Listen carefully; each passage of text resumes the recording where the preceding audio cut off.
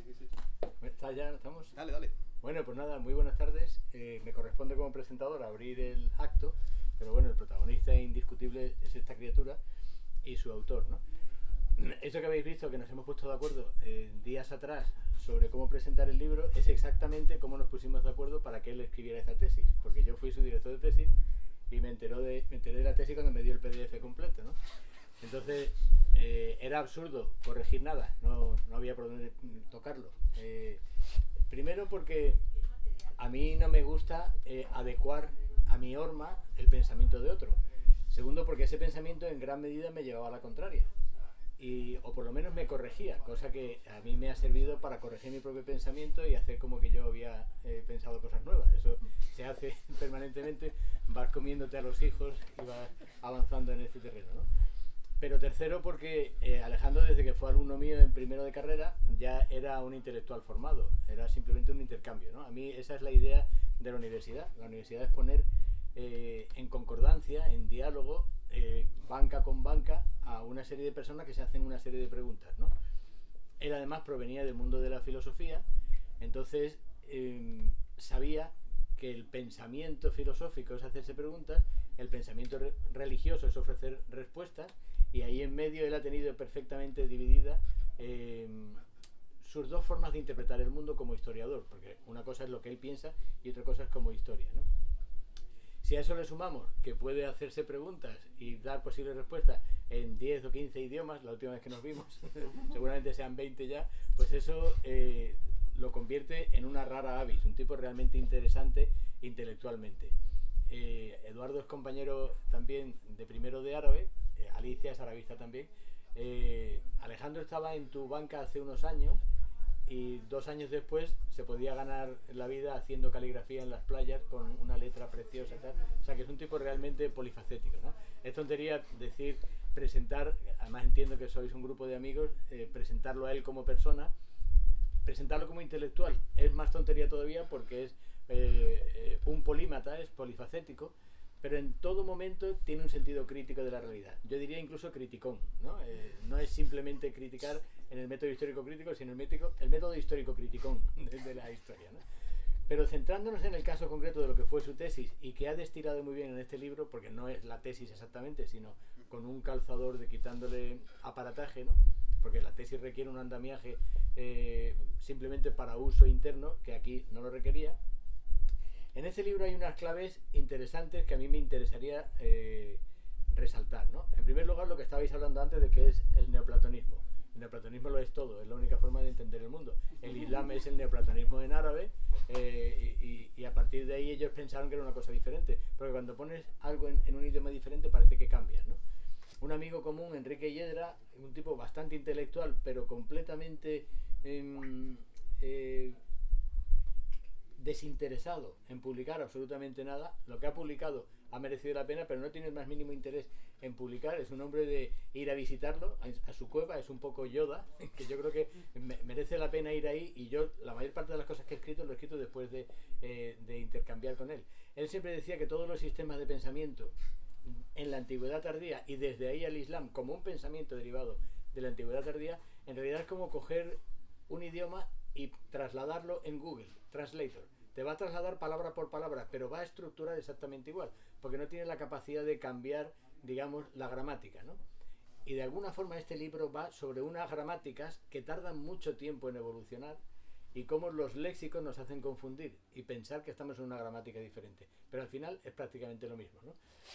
El libro critica, en el sentido literario, hacer una crítica de un texto, critica a Dodge en el famoso libro de los griegos y lo irracional, porque claro, nosotros tenemos la idea de que los griegos ya iban vestidos como Nietzsche, ¿no? Y desde entonces hasta Nietzsche pues solamente hubo un cambio pues prácticamente de geografía, pero la realidad es que según el libro de Dodge, que él pilló muy bien su sintomatología, había más espiritualidad dando vueltas por toda esa apariencia de racionalidad de lo que nosotros podemos pensar. En realidad yo me preguntaría, a lo mejor resulta que es que los grandes sistemas religiosos han decidido que los griegos solamente eran racionales para decir que todo lo espiritual en realidad era religioso, pero no, era espiritual, era mistérico, era todo lo que en realidad ha ido creando esa gramática de lo espiritual, esa, lo llamaban The Age of Spirituality, a la antigüedad tardía, esa edad de la espiritualidad que fue la antigüedad tardía, alargada in extremis. Yo tomaba al Andalus, por ejemplo, y gran parte del Islam como parte ya del Renacimiento. Él me lo corrigió y yo acepto esa corrección porque creo que encaja mucho mejor en esas mareas, en esas subidas de mareas, en esa idea de la antigüedad tardía llevada prácticamente hasta el final, hasta un averroísmo ya entrando por las puertas de Europa, ¿no? Este libro es realmente interesante. Este libro requiere una lectora, un lector con cabeza. No requiere una formación, requiere tener cabeza, porque te va a ir presentando unos acontecimientos y te va a ir destrozando cada una de las concepciones que tú tenías.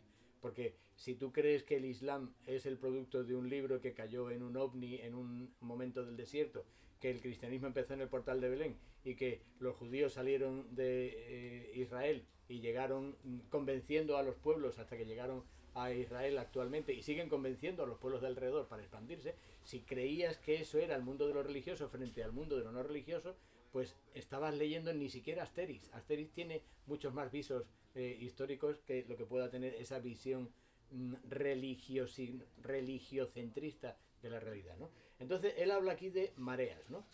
Hay un señor que los dos conocemos, y lo conocimos muy de cerca porque lo llevamos en un panda, los tres juntitos, Daniel Boyarin, que es rabino y gran pensador de la historia de las religiones, que tiene un libro magnífico que se llama Borderlines, zonas intermedias. Este libro va de ese tema, de las zonas intermedias. Boyarin empieza el libro diciendo, y yo con esto voy a saltarte a ti ya para que tú hables, diciendo una anécdota que en un libro en España, un libro académico en España, te lo rechazarían, porque aquí tienes que ser un mal escritor para poder publicar un tocho. Si tú aburres a la gente, entonces te van a publicar una editorial buena. Si no los aburres, no. Tiene que ser una cosa de pie de página. Lo que llaman los historiadores, yo soy historiador puro y duro. Eso significa que no te lee nadie, ¿no? Bueno, pues Boyarin es todo lo contrario. Empieza con un prologuito que dice, esto era un policía de frontera en Tijuana, en la frontera entre México y Estados Unidos. Así empieza el tipo, la historia de cómo se fusionan cristianismo y judaísmo. Dice, el policía veía cada mañana que un mexicano llegaba con una carretilla llena de arena. El tío le pinchaba diciendo, ¿de qué quiere este tío contrabandear hoy? Y no encontraba nunca nada. Un día, otro. Y por la tarde llegaba, se iba con la carretilla vacía. Llegaba con la carretilla y dice, pero ¿cómo va? Es que es imposible que esté contrabandeando arena. No tiene sentido, ¿no? Total, que el tío se jubila y ya jubilado va al puesto de trabajo donde ya están sus colegas y dice, oye, perdona, una pregunta, de verdad que ya no te puedo hacer nada si yo ya no soy policía, pero tú vivías de contrabando, eso es evidente, todos los días haciendo esto tú no vivías de nada más. ¿Qué era aquello con lo que tú contrabandeabas? Y dice, yo con carretillas. El tío llevaba una carretilla nueva y se llevaba una vieja cada tarde. Pero la gente no miraba el continente, miraba el contenido. Un amigo común, Juan Carlos Ruiz Souza, decía que las ideas y las formas viajan, pero no necesariamente juntos. Hay cosas que de pronto llegan de una manera, una percepción de la realidad. Tú no sabes por qué la gente ahora cuando la gente más joven que yo, cuando se ríe aplaude, como en los programas de televisión norteamericanos. Todos nos reímos y hacemos así al final. Digo, ¿y eso por qué es? Porque te ha llegado de alguna forma. O en los vídeos de YouTube todo el mundo se rasca y se toca el pelo porque todo el mundo de alguna manera está mirando lo que no está diciendo la otra persona. El continente llega con otras formas, ¿no? Este libro es una forma de sutil de explicarnos cómo somos hijos de Alejandro Magno, en la medida en que somos siempre hijos, pero no nietos ni tataranietos, hijos. Esto fue de ayer, en la antigüedad tardía. Y última anécdota.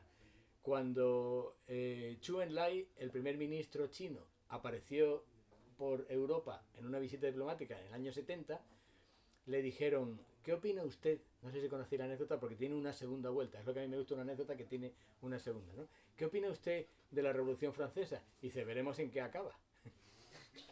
Entonces todo el mundo lo ha utilizado siempre, me dice, oye, la longue durée, la Revolución Francesa y tal y cual. Y cuando él llegó a Pekín, dijo, oye, ¿por qué ha tenido tanta repercusión lo que he dicho? Dice, no, porque la Revolución Francesa se supone que es el acto fundacional de la modernidad. En 1789, sí, 89, ¿no? Y a partir de ahí toda la Europa contemporánea y tal y cual. Dice, no, pero yo me refería a las revueltas del 68, porque él estaba en el 70 y era la primavera, ¿de acuerdo? Entonces, es muy importante tener en cuenta que por un lado las cosas van lentísimas, pero por otro lado, un simple error de traducción te hace pensar que estás en una religión diferente, ¿no? Así que yo te quiero dar la bienvenida y te quiero preguntar una cosa. Y ya simplemente es por ponerte el balón y que tú empecemos la conversación. Tú has tenido problemas con Henri Corbin. Sí. Y has tenido problemas con su secta, o con su religión, o con su movimiento filosófico. Sí. Sin embargo, en este libro lo tratas con mucho respeto, porque él hace una cosa, y es el primero que nos dice, ojo, que no solamente Europa es la racional, o Europa no solamente es lo racional. Entonces tú aquí despiezas muy bien, y a mí me gustó mucho esa parte, porque conozco tu sentido crítico de lo que Corbin representa, pero tú lo tratas muy bien. Es un tipo que dice, oye, vosotros creéis que sois los únicos racionales y que el resto es puro espiritual. Y que todo se acabó con Averroes y que no hubo nada más. Pero os voy a decir una cosa. Hay más de lo que vosotros veis. Luego hay una segunda parte que es la que a ti no te gusta y que yo comparto tu disgusto. Es la cosa de ahora todos, ¿cómo decirlo?, fenomenológicamente musulmanes, y así vemos los atardeceres. Esa espiritualidad ya New Age que yo creo que él inaugura de alguna manera. Háblanos un poquito de Henri Corbin y engancha con tu neoplatonismo. Tienes 10 minutos. Bueno, esto ha sido una presentación impresionante. O sea, la presentación que le hice yo no tiene ni la mitad de esto. Muchísimas gracias por la presentación. Impresionado. Respondiendo a tu pregunta, Henri Corbin, yo empecé con todo esto precisamente porque Jesús de Garay, que fue, o sea, esta tesis tuvo dos directores, tuvo Emilio González Ferrín y Jesús de Garay, que no podía venir hoy, porque está en Madrid ahora mismo, y precisamente la primera lectura que a mí me dieron de pensamiento islámico fue Henri Corbin, y entonces yo empecé por ahí. Entonces realmente el camino de esta tesis es precisamente deshacerme intelectualmente de todo el andamiaje que yo había construido leyendo a Henri Corbin, y yo tener que deconstruir todo ese andamiaje para poder yo construir algo que fuese como propiamente mío, a partir de otras cosas, ¿no? Porque Henri Corbin tiene lo que tú has dicho. Ahí yo creo que Henri Corbin no solamente empieza esta era de New Age, de filosofía de hippies, extrañamente iniciada por este señor francés, ¿no? Sino que lo que tiene de positivo es que nos hace pensar en qué es propiamente racional también, de alguna manera, y qué es propiamente el mundo islámico, porque una de las cosas que él dice muy bien es precisamente eso, ¿no? El mundo islámico parece, cuando hablamos del mundo islámico, parece que hablamos de esta edad dorada que empieza pues en el siglo VIII y que acaba en el siglo XII, y que ya Averroes es como ese último capítulo de ese mundo islámico, y que después lo que hay es una especie de estancamiento que no va a ninguna parte, etcétera, ¿no? Que es una narrativa que los propios musulmanes muchas veces, cuando hablas con ellos, no sé si a ti te ha pasado, que en los propios libros ellos asumen muchas veces esas categorías que vienen de cómo los occidentales hemos entendido la filosofía islámica, ¿no? Y él, precisamente, una de las cosas, si hay algo bueno que hay que celebrar de Henri Corbin, es precisamente la idea de decir, no, esto continúa, hay muchas más cosas. Respecto a la parte de la espiritualidad, que es muy interesante, yo creo que lo que descubre precisamente, yo creo que el objetivo de ese libro que escribe, que es Historia del pensamiento en el mundo islámico o algo así, creo que se llama, lo que precisamente quiere hacernos descubrir de alguna manera es que Europa estaba rebosante de espiritualidad, que a pesar de la imagen que nosotros nos habíamos creado de nosotros mismos como Europa, de una entidad racional, racionalista, que subsistía de hecho un río de espiritualidad aquí dentro, ¿no? Y al final yo creo que hacia eso, ese era el público realmente de Henri Corbin. Henri Corbin tenía, yo creo, la idea de decirle precisamente a ese público, os habéis olvidado de este Islam que sigue aquí y que se identifica perfectamente con vosotros. De ahí el interés que tenía Henri Corbin, por ejemplo, en traducir a Heidegger. Él fue el traductor de Heidegger al francés, y él, vamos, totalmente perteneciente a la fenomenología, a toda esta corriente. Pero después, claro, él cuando... Bueno, esto Antón Pacheco, si estuviese aquí, si estuviese entre nosotros, pues a saber las cosas que diría. No, que conoce muy bien al autor, de hecho. Que conoce muy bien al autor. Ahí sí queréis, ¿eh? Pues si no lo sacamos, no, que da pena. Espérate. Pero sí que el tipo hace una cata interesante, lo que pasa es que luego la vuelca a lo suyo. Claro, la vuelca a lo suyo, porque al final yo creo que lo que Enrique Orbán quiere hacer es convencer precisamente a el público europeo de ese Islam con el que se puede identificar y que puede ser, digamos, como su aliado, por decirlo así, ¿no? O que hay que incluso decir, fijaos cómo ellos han preservado algo que nosotros hemos perdido con todo el tema de la racionalidad. Hay una condena de la racionalidad de alguna manera en Enrique Orbán, porque también los propios autores que critican a Enrique Orbán dentro del mundo islámico, por ejemplo Ibn Khaldun, que es el que peor trata en su libro, es precisamente el más racionalista, ¿no? ¿Por qué? Porque es racionalista, claro.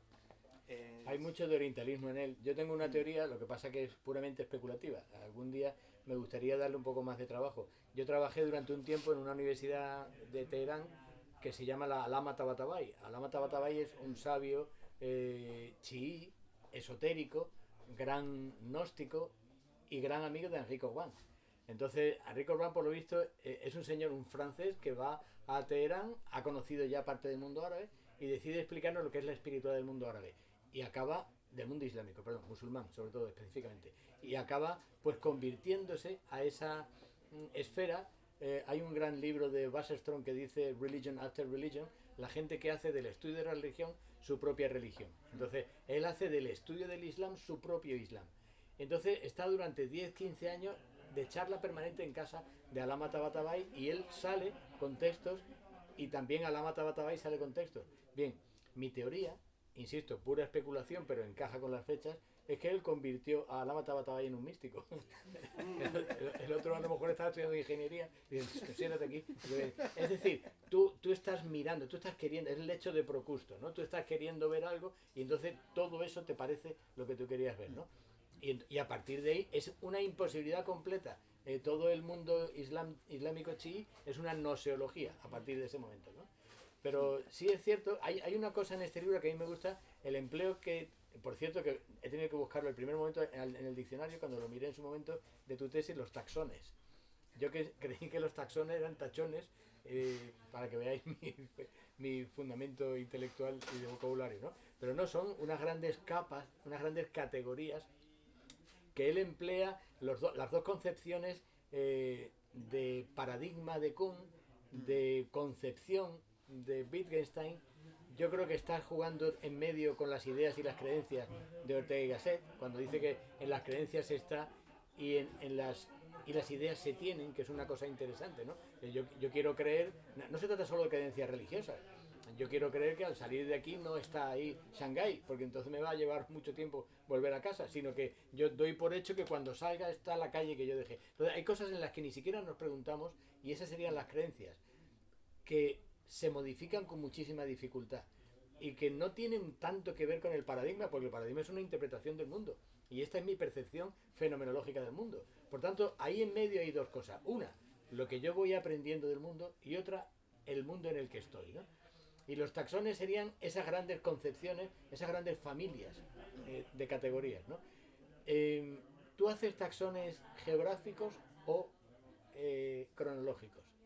Eso es muy interesante. A ver, todo el tema que he hablado, por ejemplo, de las concepciones y de las ideas, que tú lo has comparado con lo de Ortega y Gasset, ¿no? En las creencias me gusta esa comparación, en las creencias se está y las ideas se tienen, ¿no? Al final, todo es todo, de alguna manera. Entonces, a mí ya, neoplatonismo, ya hemos acabado, ya se acabó la presentación. Ya. Pero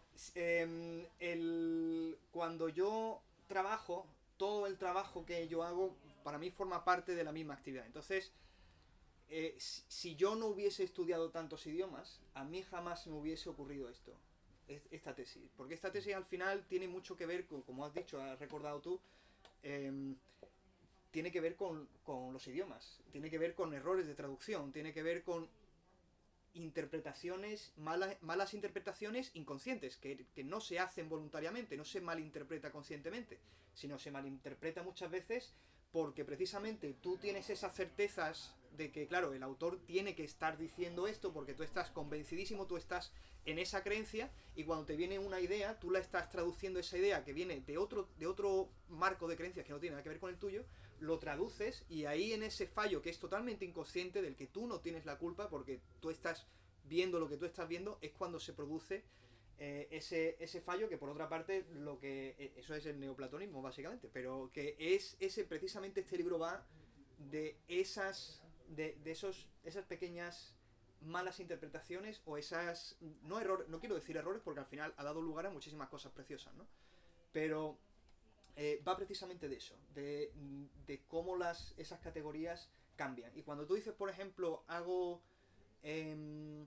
cierro esos conjuntos de creencias colectivos, porque digamos que todos tenemos creencias colectivas, ¿no? Nuestra cultura, decimos cultura occidental porque hay un conjunto de creencias que todos tenemos en el mundo occidental sobre las cuales todos individualmente estamos más o menos asentados y compartimos, ¿no? Que tiene también mucho que ver con nuestro propio idioma, etcétera. Claro, yo entiendo que, porque yo sé que estás barriendo para tu casa, yo hago los dos cortes. Por ejemplo, si queremos traer el tema de Al-Ándalus, que yo sé que tú estás barriendo en esa dirección, si hago los cortes geográficos, la geografía de un lugar y la cultura que hay en un pueblo, que comparte una geografía, que comparte un clima y que comparte una naturaleza y que comparte un modo de vida que está posibilitada también por ese clima, esa geografía, etcétera, genera esa propia vivencia común. Yo creo que genera efectivamente cosas compartidas. No necesariamente a lo mejor una cultura colectiva compartida, pero sí genera experiencias comunes que hacen que haya facilidad en la traducción de ciertas cosas, sí, vamos a decir. Igual que, por ejemplo, el tiempo. O sea, que esto, por ejemplo, Ortega y Gasset, ya que lo has sacado antes, ¿no? Ortega y Gasset tenía esta teoría de las generaciones, ¿no? Tenía como una especie de modelo que creo que él expone en el libro sobre Galileo, si mal no recuerdo, es que no recuerdo muy bien ese pasaje de Ortega, pero él compartía esta idea de las generaciones, ¿no? O Spengler, que decía que esas culturas evolucionan, que tú tienes una cultura y que esa cultura va cumpliendo una serie de fases, ¿no? Yo creo que sí, claro, yo creo que esas concepciones o esos taxones, como has dicho tú, cambian. Y entonces yo no diría, por ejemplo, que el mundo islámico de hoy día es el Islam del siglo XIV o del siglo XII. O sea, hay algo que ha ido cambiando y que ha ido cambiando pues por muchas circunstancias, desde el Imperio Otomano hasta la colonización, hasta el mundo, la modernidad, etcétera. Hay muchas cosas que han cambiado, ¿no? Entonces yo creo que las dos cosas, tanto el taxón temporal como el taxón geográfico son importantes para delimitar esas dos cosas, porque nada está. El problema es que nada se está quieto. Entonces la ciencia al final se trata de hacer fotografías, algo que se está moviendo constantemente, porque es la única manera que tenemos de hacer cosas. Para hacer un modelo necesitamos que las cosas estén quietas, pero las cosas no se están quietas. Todas las cosas, hacemos por ejemplo las categorías de las especies, ¿no? Y clasificamos especies, género, familia, etcétera, ¿no? Pero todo está en constante evolución. Entonces, ¿cuándo empieza? ¿Qué día fue el último en que se despertó el Homo faber y qué día se despertó el Homo sapiens? Yo qué sé, no sé si es el anterior, pero bueno, me entendéis el ejemplo. O sea, ¿qué día fue el día en que hubo una señora Homo faber tuvo de repente un niño que ya era Homo sapiens, o cómo fue? No, eso está tan en constante evolución que no hay manera de capturarlo. Y entonces lo que hacemos nosotros al final es como un juego aquí de grandes cosas, ¿no? Que es un poco lo que yo siento, lo que yo sentía cuando estaba escribiendo esto, ¿no? Que yo estoy hablando también de categorías y estoy hablando de cosas, pero después la fluidez de la realidad hace muchas veces difícil capturar ciertas realidades, ¿no? Ese es el defecto de haber viajado tanto. No, si viajas mucho es cuando te crea el problema. Lo bueno es desde aquí decir, uy, Oriente. Entonces te compras una pastita de sándalo, lo pones en tu casa y ya puedes escribir a la Enrique Juan. Pero si viajas un poquito te crea muchos problemas, ¿no? Yo tengo la pregunta de los grandes taxones o de las grandes categorías, es porque el otro día vi un vídeo que me había dejado atrás de Edward Said, que está en YouTube, sobre el mito de Clash of Civilizations, el choque de civilizaciones. Y el tipo empieza diciendo, el problema del choque de las civilizaciones es que no deberían llamarse choque de civilizaciones, sino choque de definiciones. Digo, joder, te lo habría encantado aquí a mi amigo, porque la realidad es eso, ¿cómo estamos llamando a las cosas? Yo tengo un buen amigo con un alto cargo universitario que le pregunté, pero ¿cómo podéis decir que el Islam es una cosa tan oriental si eso viene de lo mismo que nosotros? En árabe, cuando se empieza a traducir, Eduardo y yo estamos trabajando eso en la asignatura de literatura árabe precisamente ahora, cuando se empieza a traducir todo el legado filosófico, religioso, cultural, científico, muy específicamente griego, en Bagdad, a los antiguos Arquímedes, estoy buscando la palabra, astrónomos, perdóname, a los antiguos astrónomos, científicos en general, le llaman Ilm al-Awliya, que es la ciencia de los antiguos. No dicen de aquellos, dicen de nuestros antiguos. Y cuando hay un intercambio de embajadas entre Bagdad y Constantinopla, ellos a los de Constantinopla les llaman los Rumi, porque los igriki son ellos. O sea, el griego del cual proviene. Entonces yo le preguntaba a este amigo, pero para ti Alejandría, ¿qué es? ¿Oriente u Occidente? Y dice, hombre, evidentemente Occidente. Y pues ya está, tío, te toma la baraja, has ganado. Si Alejandría es Occidente, yo ya entonces entrego los trastos, ¿no? Porque, claro, él dice, no, lo verdaderamente Oriente es China. Y yo, vale, sí, de acuerdo. Pero entre Europa y aquello hay una concepción. ¿Cuál es el problema? ¿Por qué se dice Alejandría es Occidente? Porque si conoces muy bien tu cultura, sabes que viene de allí. Y de donde viene, quieres que sea lo tuyo. Es como decir, el portal de Belén no estaba en Palestina, el portal de Belén estaba en Covadonga, que es donde tenía que estar. Ahí es donde tenía que estar, joder, las tonterías estas que estamos diciendo. Entonces, esos son los problemas que tenemos con las interpretaciones, ¿no? Hay un libro que tú y yo conocemos, hace tiempo estuvimos trabajando en el grupito Barsaj, que está ahora un poquito muerto, pero tenía su gracia en su momento. Hablábamos de la escatología occidental de Taubes.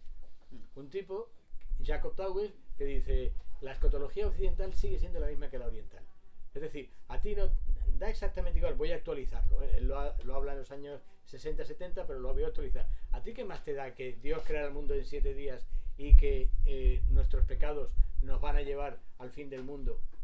O decir, fue el Big Bang y como no reciclamos el sol se va a enfriar. Pues si estás pensando en la misma linealidad, estamos jugando siempre a lo mismo. Esas son las grandes categorías. Entonces, esa categoría que es única, aquí se está viendo que en esas ciudades que Lores de Arabia llamaba los pilares de la sabiduría, porque ahí está todo destilado, ahí se está trasladando, yendo y viniendo en lo que un francés, Gabriel Charme, llamó ¿cómo lo llamaba? El tambor, pero ¿cuál es la palabra? La caja de resonancia del Mediterráneo. Lo que tú toques en un sitio está sonando en otro, y lo que toques en uno, porque todo está funcionando en unos mismos sentidos, ¿no? Entonces, este libro funciona muy bien para romper esas aparentes barreras, ¿no? Para deslegitimar los pares categóricos de Oriente y Occidente. Sí, y además, no solamente el tema de deslegitimar esos pares, sino porque, por ejemplo, claro, los que hemos viajado, tú has viajado mucho más que yo, claro, Oriente se rompe porque Oriente no existe, es la categoría que no existe. Pero lo mismo nos pasa, yo creo, que a nosotros, que claro, nosotros por estar geográficamente en el mismo sitio donde estaban los antiguos romanos, pensamos que estamos, por decirlo así, continuando esa tradición, y entonces cogemos y Occidente, de repente, todo Occidente geográfico lo incorporamos a nuestro propio pasado, ¿no? Y entonces eso genera además un problema, por ejemplo, en el norte de África, porque claro, la civilización era totalmente mediterránea. O sea, el mundo era mediterráneo hasta la Edad Media, que digamos, la partición del Mediterráneo entre ese Mediterráneo islámico en el sur y el Mediterráneo cristiano en el norte es lo que empieza, digamos, a generar esa idea de mundo occidental y mundo oriental desde nuestra perspectiva, me refiero. Pero que el mismo problema, por ejemplo, como cuando tú hablas con un tunecino o hablas con un egipcio, está también ese problema. ¿Qué es para ellos, qué significa el pasado grecolatino? Porque San Agustín, por ejemplo, San Agustín, que escribe en el siglo V, él se identifica como africano, y él dice que los libros fenicios, escritos en fenicio, eso es la carta 17, creo, si mal no recuerdo, dice la sabiduría que contienen los textos fenicios. Y él se identifica como africano, porque él era africano, o sea, San Agustín tenía la cara del señor que te pone el kebab allí en la esquina de la Alameda. Así es como tenéis que ver a San Agustín. Pero igual, Apuleyo es el primer autor que escribe una novela en tiempos de los romanos. Apuleyo era otro que tenía la cara del señor que te sirve un kebab. Entonces, si empezamos a sacar aquí cuánto de la cultura latina de repente no es romana, sino que es africana, o es egipcia, o es siríaca, porque ahí, por ejemplo, la gente no lo sabe, hubo 6 papas que venían de Siria. O sea, imaginaos 6 papas con eso, con la cara del Señor que os pone el falafel. Pues los hubo 6 papas, 8 papas que venían de Siria, que estuvieron en los primeros siglos del cristianismo, ¿no? Porque ese mundo era totalmente mediterráneo. Y entonces, bueno, Carcala de hecho era ya fantástico. Carcala era medio árabe, medio celta. O sea, imaginaos la cara que tendría ese señor, medio árabe, medio celta, ¿no? Ese mundo se va rompiendo y entonces en esa partición del mundo que al final es por una cuestión tanto religiosa como económica, que hay muchas razones, entonces donde se originan esas categorías, ¿no?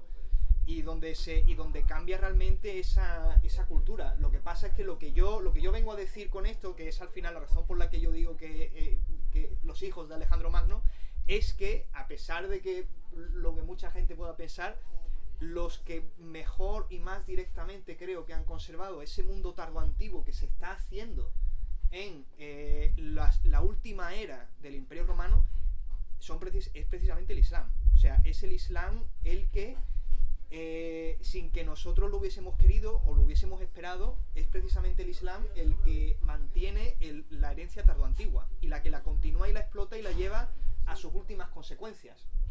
Ese Islam va con mayúscula.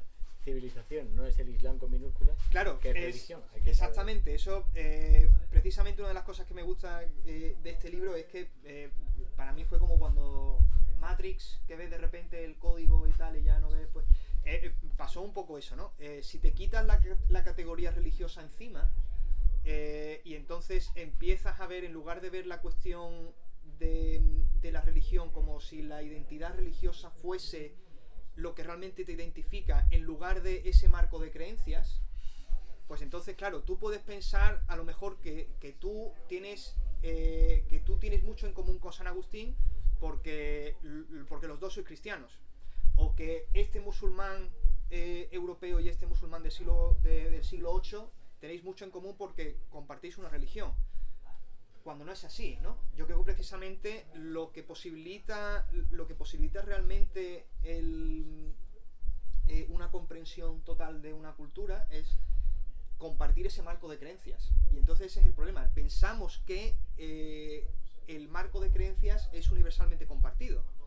Y queremos pensar que todos, que por ser musulmán ya comparto ese marco de creencias con un señor del siglo VII. Eso tiene una lectura contemporánea que yo voy a hacer una bifurcación, una tragedia y una comedia.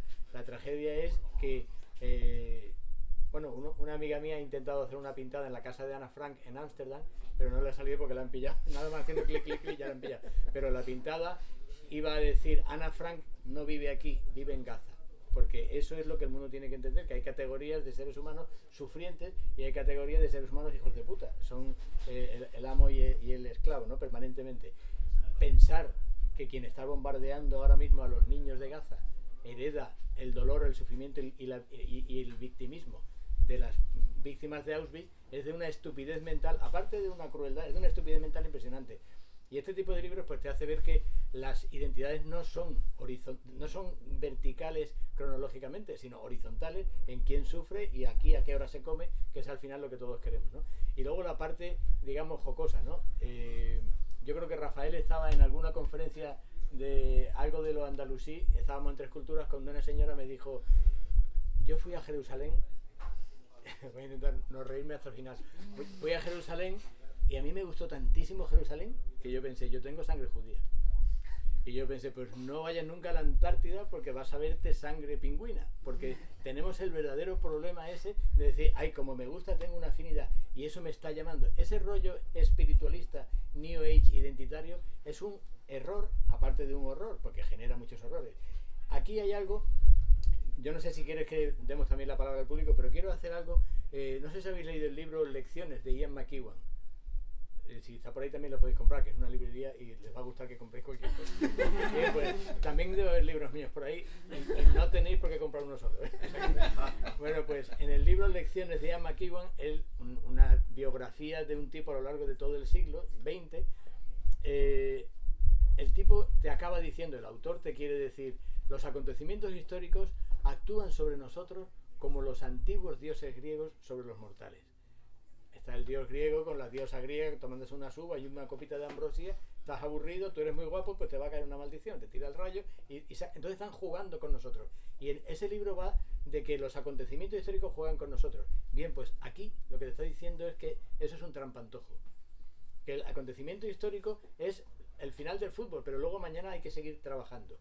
¿De acuerdo? Eso yo me acuerdo que mi padre, que ha muerto hace unos días, el pobre, y fue un gran hombre de la transición, un funcionario duro, franquista, con su buena gafa negra de pasta y yendo a misa los domingos y sin preguntarse por qué hacía las cosas, porque era un hijo de su tiempo. Yo le decía, papá, tú, cuando murió Franco, ¿qué hiciste? Y dice, pues al día siguiente ir a trabajar porque tenía que pagar la nevera. Y digo, pues esa es la historia.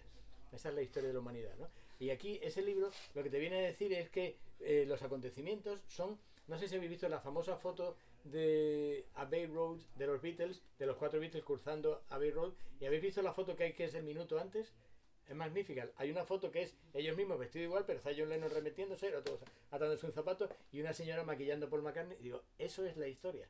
La historia es, no te fijes ahí, no cojas el foco, barre un poquito adelante y atrás y verás como todo sigue siendo lo mismo. A mí este libro me ha gustado mucho por esa continuidad, ¿no? Yo creo que el único autor al que no hay que ponerle ni un pero, porque a todos hay que ponerles pero, porque para eso estamos. De momento no hay que poner ningún pero a Darwin. Yo trabajé en un momento en una fundación cordobesa, se llamaba entonces Roger Garodí, luego cayó en desgracia y ahora se llama Paradigma Córdoba, fundada por un personaje interesantísimo, un ginecólogo que tiene ahora mismo 97-98 años, Balbino Povedano. Balbino Povedano ha sido el ginecólogo de Córdoba. Toda mujer llamada así en Córdoba ha pasado en algún momento por su clínica. Él ha estado 60 y tantos años atendiendo todo tipo de cuestiones ginecológicas y además, como era un hombre muy comprometido, tenía una ONG y se iba a África y durante el mes de vacaciones tenía un hospital portátil y veía más rarezas todavía, porque no estamos hablando de un observador que vea a todas las mujeres por igual, sino a uno que en una época las mujeres solo iban al médico cuando les pasaba algo. Entonces él había visto todo tipo de cosas y un día estábamos tomando una cerveza y yo, por picarle, le digo, oye, Balbino, una cosa, tú, por la fusión con el objeto de trabajo, cuando llegas a tu casa, a ti te apetece mujer ni nada, es que tiene que ser un rollo, ¿no? Y dice, mira, yo he estado 60 y tantos años y me contó esta misma historia, lo que he hecho, las vacaciones, tal y cual. Yo he sacado quistes de 40 kilos de una mujer en África pensando que eran quintillizos, no sé, todo lo más. Y me dice, pues después de todo ese tiempo, yo no sé cuál es la diferencia entre un hombre y una mujer. Digo, macho, pues ya está. El que realmente conoce las zonas intermedias, dice, pero esto cómo es posible, ¿no? ¿Cómo eres tan categórico? Y me decía que estuvo de visita en el museo precioso este de Historia Natural de Londres, el que está decorado con cosas con monos y tal y cual, que es muy interesante, y tenían una visita de estas de lujo, y le preguntó al curator al conservador del museo, oye, por cierto, aquí aparece el Homo sapiens, el Australopithecus, no sé qué, no sé cuánto. ¿Y qué pasa? Que no hay zonas intermedias porque los gradualistas religiosos dicen, si Darwin tenía razón, ¿dónde están las zonas intermedias? Y le dijo el otro, en los sótanos, no sabemos cómo catalogarlo. Ahí está la historia, esa es la historia, ¿no? Y ese libro son los sótanos de todos nuestros libros, porque realmente ahí lo que está el tipo es haciendo una búsqueda con una linternita en la cabeza por debajo de todos los grandes monumentos. Así que os lo recomiendo y yo creo que tú terminas y pasas la voz al público. Sí, yo de hecho... nada, es que yo creo que has dicho ya todo lo que quedaba. No, que hay que comprarlo. Decir, bueno, que hay que comprarlo, pero. Yo he hablado del primer capítulo. Luego se pone peor. Sí, bueno, el libro sí que quiere tratar esas zonas intermedias y yo creo que precisamente el valor del libro, yo creo, porque claro, no se ha descubierto nada, yo no he descubierto nada sobre filosofía, yo no tengo ningún texto nuevo que traer de Averroes, yo no tengo ningún texto nuevo inédito de ningún autor, ¿no? Pero precisamente lo que he tratado de hacer con el libro, digamos, mi aportación a la comunidad científica, como quien dice, es precisamente intentar entrar más profundamente en cómo piensan los autores. La defensa de esta tesis fue magnífica porque hubo unos momentos gloriosos, entre ellos... No me hagas hablar de esa defensa. No me hagas hablar. Entre ellos el que una de las juezas del tribunal me acusó de querer hacer psicoanálisis de la cultura. Y el haber utilizado esos términos, el querer hacer psicoanálisis de la cultura, yo me lo hubiese tomado como cumplido, o sea, pero bueno, para mejor o peor, o sea, yo creo que hay contribuciones positivas, contribuciones al campo que son, mirad, por aquí hay sitio donde investigar, y hay contribuciones negativas que son, mira, esto es, nada, este camino no va a ninguna parte. ¿Qué es este libro? Pues lo decidirá el futuro, pero sí que es verdad que es el intento que he hecho yo por aportar algo que es hacer una reflexión seria sobre cómo entendemos la historia del pensamiento, porque al final este es un texto de filosofía, parece, o sea, es un engaño este libro en el sentido de que parece que va de Alejandro Magno o del Islam, y es un libro de filosofía, enteramente concretamente filosofía del lenguaje, o sea, para mí todo es filosofía del lenguaje, filosofía de la mente, y explorar a través de la filosofía del lenguaje y de la mente. Yo creo que el autor más influyente que he tenido yo ha sido Wittgenstein en todo esto, cómo nosotros hemos percibido y hemos entendido la historia del pensamiento, y después cómo los propios autores que están viviendo en esta época están entendiendo su propio pasado, su propia filosofía y su propio pensamiento. ¿Lo he hecho bien? ¿Lo he hecho mal? No lo sé. Pero es el intento que yo quería hacer era ese. Intentar ir más allá, ¿no? De eso. A mí me ha gustado la forma que has tenido de decirlo de los sótanos. Me ha gustado. Porque precisamente es eso. Yo creo que es intentar ir al sótano. Yo no tengo ninguna pieza nueva que no exista en un museo, ¿no? Lo que estoy haciendo es rebuscar en los sótanos, atraer rarezas. Y esto es un poco lo que hago. Y agradecerte y no, preguntas. Sigue, esto es preguntas. Ahora va a llegar el catering. Hola Alejandro, buenas tardes. Nada, yo te quería preguntar que cómo ha sido el proceso de escribir un libro para ti, o sea, cómo lo has vivido, cómo ha sido para ti. Hostia, tú es que has escrito 20 y tienes experiencia. Para mí... Empieza con un documento Word, esa es la parte... Sí, empieza... Sí. En mi caso, no con el documento Word directamente, a mí me gusta hacer dibujos y garabatos y líneas y tal, y entonces yo empecé con cuadernos físicos, con papel físico y con bolígrafos iba a decir de carne y hueso, pero los bolígrafos no son de carne y hueso, pero bueno, me entendéis, materiales, y haciendo garabatos en muchos cuadernos. Esos se juntaron en volúmenes de cuadernos, donde tengo 4 en concreto, donde yo tomaba apuntes de libros que iba leyendo y tal, y después de eso, después de haber digerido mucho, he escrito esto. Entonces, el proceso no ha sido directamente ponerme a escribir, sino ha sido hacer una digestión muy larga de muchos textos y haber leído ya muchas cosas, y después de haber leído mucho y después de haber hecho muchas notas y de haberlo repensado yo tengo momentos muy raros para pensar, porque yo a lo mejor estoy en medio de cualquier cosa y si me veis algún día en una esquina así pensativo o algo, estoy escribiendo otra tesis doctoral, pero no os lo estoy diciendo. Pero sí, en alguna feria de abril, mientras la gente bailaba flamenco, yo he estado escribiendo la tesis doctoral en mi cabeza, ¿no? Pero sí, ha sido así. Escribir ha sido como el resultado de después de haber digerido de haber hecho una digestión muy larga, por decirlo así. Y el proceso en sí a mí me ha encantado, o sea, me ha gustado tanto que lo hacía 5 horas al día. Gracias al cielo el COVID me ha dado 5 horas al día para invertir, porque yo creo que sin el COVID no existe este libro. Lo que sí es importante, él no lo ha dicho, pero él lo ha cumplido, porque yo he sido testigo, es que tengas un índice, un mapa. Sí. Y vayas echando arenita en cada uno de los cubos que has creado previamente. O sea, carpeta de Windows con un montón de documentos y vas rellenándolo, ¿no? Entonces eso te va llevando de uno a otro y luego ya podrás cambiarlo como quieras, pero ya el palimpsesto base está hecho. Sí.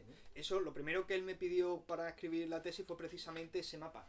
Que fue, o sea, yo creo que a los pocos días de haber yo hecho los formularios necesarios ya me estaba pidiendo un mapa, ¿no?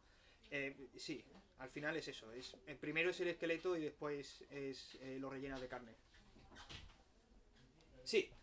Yo quería que me corrigiera Emilio, ese ginecólogo tuyo cordobés, dice lo mismo, o dijo lo mismo que Al-Farabi en su libro de la felicidad del siglo IX. Decía, no hay ninguna diferencia, para que sepamos lo poco que conocemos a los musulmanes. Este hombre decía, no hay ninguna diferencia entre hombres y mujeres en su libro. Hay hombres fuertes, mujeres fuertes, inteligentes, torpes, pero el género no es una diferencia a tener en cuenta. No es una categoría, sí. Efectivamente. Sí, sí. Yo te quería hacer una pregunta, quería que él me corrigiera, porque es interesante siempre tener de hace 1000 años, más de 1000 años, que ya nos estuvieran corrigiendo. El idioma, bueno, decirte también que Alejandro Magno es una persona, es un mito, es muchas cosas. Yo estuve en Uzbekistán en el 2017 y mi guía le puso a su primer hijo, a su primogénito Iskander. Claro. Y tenía a Alejandro Magno, pero vamos, lo tenía en sangre, metido aquí en la médula. Curioso. Entonces yo te quería preguntar por tu conocimiento del idioma. Yo siempre he pensado que hablamos como el idioma en el que nos hemos criado. Sí. Entonces no piensa igual, no razona igual, no absorbe el conocimiento igual una persona que ha aprendido a escribir en árabe o en francés o en inglés o en italiano. Yo empecé a leer a Noam Chomsky, pero mi cultura era absolutamente nula y no comprendí y lo dejé. Pero efectivamente el idioma condiciona tanto la manera en que tú tienes de aprender el conocimiento, que si no tienes palabras, no tienes estructuras cognitivas, idiomáticas que te permitan absorber, te puedes quedar igual leyendo a alguien, leyendo a otro, leyendo, es decir, hasta qué punto el idioma hace que tú tengas herramientas o no las tengas para aprender el conocimiento. Sí, eso es una pregunta interesantísima porque va un poco de... precisamente Wittgenstein tenía una frase muy interesante, decía que los límites de mi lenguaje son los límites de mi mundo. Y no creo que fuese solamente referido al idioma, yo creo que también se refería al lenguaje como nuestra capacidad humana, ¿no? Y esa es la respuesta a esa pregunta. O sea, yo no soy un experto en el tema, yo te digo como persona que ha aprendido muchos idiomas y que se ha enfrentado a textos de diferentes culturas, y yo me he enfrentado al problema de intentar entender textos de otras culturas que no es la mía a través de otro idioma, etcétera. Eso tiene dos cosas. En primer lugar está el hecho de que tú realmente, si te pones, puedes traducir cualquier cosa a cualquier cosa. El problema es, por ejemplo, cuántas notas al pie tienes que poner para explicar un concepto. Hay conceptos, por ejemplo, que sí, yo te puedo decir a lo mejor conceptos que no existen a lo mejor, yo sé, en árabe, algún concepto español que no existe en árabe, o viceversa. ¿Te lo puedo explicar? Sí, pero claro, ¿cuánto necesito de nota al pie para explicarte todas estas cosas? Porque cuando yo escojo una palabra, esa palabra realmente no completa, no quiere decir exactamente lo que yo digo, y entonces tengo que hacer un excurso solamente para dedicar a lo mejor 10 minutos de mi tiempo a explicarte ese concepto. ¿Se puede traducir? ¿Puedes entender cosas de otras culturas a través del idioma? Sí, absolutamente. ¿Cuánto de lejos está esa cultura de la tuya? Va a determinar cuánto vas a tener que emplear en traducir eso. Pero es traducible, yo creo que es traducible. Después está te he dicho que esa respuesta es doble. La otra cosa es que, claro, la propia gramática y el vocabulario, y no solamente eso, la morfología de un idioma afecta tanto la manera en que nosotros pensamos. Estaba, por ejemplo, pensando, Emilio González Ferrín es un milagro de personaje. Un día me dijo, Alejandro, te voy a explicar la gramática árabe. Y yo, claro, pero quedamos en un bar y en 2 horas me explicó la gramática árabe. O sea, ¿cómo fueron esas 2 horas? ¿Cómo era el bar, ¿Cómo era el bar de guapo que estaba? Pues, pero él me explicó esas 2 horas en 2 horas me explicó la gramática árabe. Fascinante.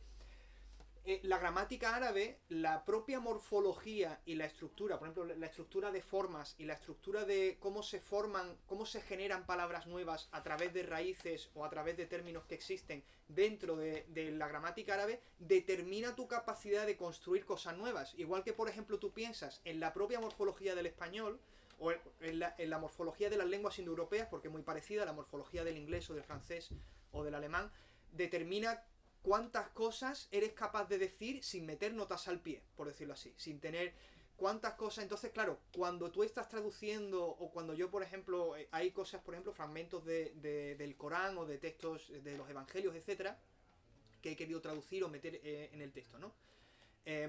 Claro, cuando yo me he visto en la tesitura de traducir cosas de estas, que las hago al final apoyándome en otras traducciones, porque hay muchas veces que yo mismo no sé por dónde salir en una traducción, hay muchas veces que llego a ese límite. Y entonces es un problema porque, claro, no es satisfactorio. Es inconmensurable, ¿no? Hay una inconmensurabilidad en el lenguaje que imposibilita muchas cosas. A pesar de ello, como te he dicho, si le quieres dedicar, si le quieres poner notas al pie, claro que se puede traducir. El problema es cuánto vas a tardar. ¿Sabes que esa es la tesis de Worf Sapir? Se llama. Hay una película magnífica basada en un relato también muy bueno. Es de un coreano el relato, pero bueno, tengo la colección si a alguien le interesa, pero no me acuerdo de su nombre. La película es The Arrival, la llegada. Entonces ahí habla sobre la teoría de Worf Sapir, es decir, cuando tú te metes tanto en un idioma empiezas a pensar como la gente o estructurar tu mente de esa manera. En la película tiene unos rasgos magníficos y en el relato a mí me ganó desde la primera línea porque dice el primer recuerdo que tengo de ti es cuando tengas 16 años. Joder, menuda frase, porque en ese idioma que va a aprender pasado, presente y futuro se mezclan, se entrelazan, se miran. Entonces al hablarlo eres capaz de ver el tiempo así, ¿no? Bien, pues los alemanes por un lado, los persas por otro, los alemanes metiéndose con todos los que estamos somos un poquito más morenos y los persas metiéndose con todos los árabes, dicen que el único idioma para la filosofía es el alemán o es el persa. ¿Por qué? Porque el verbo está al final. En alemán o el persa tú dices tu madre, cacho de puta es no. Entonces, hasta que llega el no, tú no sabes, tienes que esperarte hasta el final. Y el persa lo hace exactamente igual. En español decimos, yo pienso, ¿cómo que pienso? ¿Será que no? Ya está, ya no te deja terminar la frase. Y en árabe es igual, como empiece con el verbo, está enseñando todas las cartas y ya no puedes jugar, ¿no? Entonces, tiene una forma de ver el mundo, una forma de expresarte. Nosotros no esperamos a que la otra persona termine de hablar para meter una cuña. Sin embargo, nosotros sí, eso para la filosofía es muy bueno, saber esperar. Para la polemología es mejor lo otro, ¿no? Pero bueno, ahí son cosas. Por lo tanto, sí, yo creo que hay una forma de entender el mundo a través del lenguaje, ¿no? Por cierto, han mencionado en la película Arrival. La otra película que a mí me inspiró mucho para la tesis es Silencio, de Martin Scorsese. No sé si habéis visto Silencio de Martin Scorsese. Os recomiendo mucho que la veáis porque precisamente va de dos cristianos portugueses que van a convertir a los japoneses. Y entonces se encuentra con el problema de cómo traduzco yo mis categorías cristianas al japonés. Y entonces, claro, se dan cuenta, no voy a hacer spoiler de la película, pero digamos que toda la película va de cómo intentan entenderse, a la hora de cómo explicar el Dios cristiano y el concepto del Dios cristiano, con toda la historia que tiene detrás conceptual, cómo traduces eso a un marco cultural que no tiene esa tradición y que no tiene ninguno de los conceptos ni ninguna de las palabras disponibles para hacer esa traducción. Sí, sí. ¿Alguna otra cosa por ahí? Bueno, yo voy a hacer una pregunta un poco personal quizás. ¿Qué futuro ves tú al neoplatonismo o a la espiritualidad, que no al espiritualismo New Age, en un mundo donde parece que cada vez triunfa más el fundamentalismo religioso, ya sea islámico o neoconservadurismo identitario occidental? Hostia, tío. Es una buena, ¿eh? Yo creo que el neoplatonismo sobrevivirá porque si ha sobrevivido los últimos 2000 años de historia, estoy seguro que puede sobrevivir otros 2000. ¿En qué forma y de qué manera? No lo sé. Si es verdad que subsiste... tú sabes que los pájaros son dinosaurios, ¿no? Es la última rama de los dinosaurios, la única rama de los dinosaurios que no se ha extinguido son los pájaros. Los pájaros son básicamente dinosaurios alados. Los dinosaurios ya tenían alas y ya tenían plumas. Los pájaros son lo último que queda de los dinosaurios. Pero claro, tú ves un pájaro y tú ves un dinosaurio y no lo reconoces. Tú ves un tiranosaurio rex o un diplodocus de estos de esqueleto y tú ves a, yo que sé, a un gorrión y tú dices, esto no puede ser lo mismo, pero son lo mismo. De alguna manera a mí me pasa lo mismo con el tema del neoplatonismo. Tú a lo mejor no reconoces el neoplatonismo, pero el neoplatonismo está ahí. Está presente, está de manera cotidiana en tu vida como los gorriones. Está en ti. El neoplatonismo vive en ti. Vive de muchas maneras porque al final, yo creo, primero, mientras haya iglesia católica habrá neoplatonismo, eso para empezar. Mientras haya, porque al final, precisamente el neoplatonismo, si ha sobrevivido con alguien, ha sido con San Agustín, por ejemplo. Yo creo que San Agustín es neoplatonismo, igual que ha sobrevivido de muchas maneras. El Islam sí es muy neoplatónico. El Islam sí es muy neoplatónico. Yo creo que es eso, no lo reconoces porque claro, el neoplatonismo tú quieres ver a un señor con toga a lo mejor que está así y entonces claro, ves al ayatolá y dices, esto no puede ser lo mismo, pero claro, en cierta medida lo es. O es una evolución que ha continuado esas mismas cosas. Entonces a lo mejor no lo reconoces, pero sí que está ahí, como los gorriones. Cada vez que veas un gorrión, acuérdate de un tiranosaurio rex, porque es lo más parecido que hay. Hay una anécdota muy buena. atribuida a Khomeini, pero dicen que era de este señor Alama Tabatabai, que era uno de sus inspiradores. Le preguntaron por Freud y le dijeron, ¿qué opina usted de Freud? Dice, Freud es la explicación de Occidente. Ese Occidente oscuro, ese Occidente que está siempre mirando las cañerías del alma. Si en lugar de estar siempre mirando las cañerías del subconsciente, subieras a la azotea y contemplaras el horizonte, verías el supraconsciente, ¿no? Entonces, eso es un neoplatonismo puro. Ahí está el tío remando hacia Alejandría, ¿no? Claro, eso es, además, yo creo que eso que tú has dicho, o sea, lo tienes, mira, el discípulo, Freud después se enfadó mucho con él, pero con Carl Jung es neoplatonismo puro. O sea, en toda su expresión. O sea, escribió libros de alquimia ese hombre, o sea, ¿qué más quieres? Que además, él es... Te advierto que no te metas mucho con él porque tú eres muy parecido. Tienes los mismos cuadernos de dibujo. ¿Has visto los cuadernos de dibujo que tiene lo que me faltaba. No lo había visto. No, vas a flipar. Le falta haber hecho el lince. El lince suizo. Más cositas. Por ahí algo más. Sí. He llegado un poco tarde, pero ahora que hablas del neoplatonismo de San Agustín, entonces tengo un amigo que suele repetir lo siguiente, no sé si estarán de acuerdo, algo así como que con Plotino había suficiente, que San Agustín no añade nada esencial. No sé cómo, me parece que se están moviendo con lo que pensaría. Sí, a ver, sí y no. Entiendo lo que quiere decir tu amigo, porque yo creo que en términos doctrinarios, yo creo que efectivamente Plotino es, dentro del neoplatonismo, Plotino creo que es lo más completo, lo más interesante. Es la obra también más amplia. Bueno, Proclo creo que escribe más libros que Plotino, que escribe en volumen por lo menos. Creo que Proclo ha escrito más, ¿no? Los elementos los comentarios a los elementos que hace Proclo son mucho mayores que las Eneadas de Plotino. Pero en términos doctrinarios, por decirlo así, yo diría que sí que Plotino tiene un sistema completo que es muy coherente, preciso y es muy bueno, y en ese sentido yo diría que San Agustín no añade nada a ese conjunto doctrinal.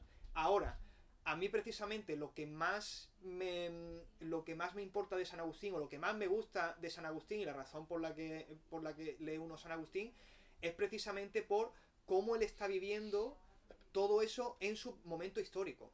O sea, San Agustín es, o sea, hablamos mucho de la cultura, hemos hablado mucho de la cultura occidental, y una de las cosas que hacemos en la cultura occidental, lo que celebramos, es precisamente esa individualidad y ese conocimiento del carácter, y en la novela, por ejemplo, la novela occidental es la exploración del carácter en la personalidad. Si yo tuviese que decir cuál es el antecedente número uno de esa exploración de la intimidad personal, es San Agustín, las Confesiones de San Agustín, escritas de nuevo por un señor medio negro en el norte de África, no por occidentales, ¿no? Pero yo diría que es eso. Y eso, por ejemplo, hace que yo me sienta mucho más cerca de San Agustín a la hora de leerlo, o a la hora de yo compartir, a pesar de que yo no soy cristiano o me identifico como cristiano, y en cambio San Agustín me encanta leerlo. Y Plotino es un señor que escribe, claro, él está escribiendo con tal nivel de tecnicismo y filosofía que te aleja mucho de tu vida cotidiana. San Agustín te está hablando, y te está hablando con pena, y te está hablando diciendo, pero fíjate lo que yo hacía, todas las mujeres con las que me acostaba, estaba loco por ahí en la vida salvaje en Túnez. Y te está contando de lo que se arrepiente, te está contando de... Entonces, el aparato filosófico queda detrás de una experiencia íntima personal que es tan preciosa de leer y descubrir, que claro, yo te puedo decir, ¿hay algo doctrinal nuevo? No. ¿Hay mucha más belleza, creo yo? Opinión personal. ¿Hay más belleza en San Agustín? Sí, diría yo.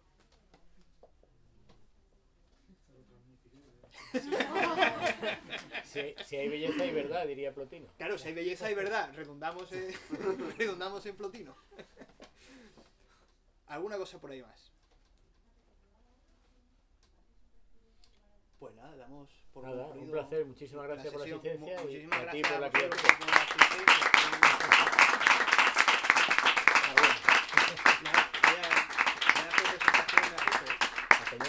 Lo merece. ¿Que te pones a firmar cosas o no?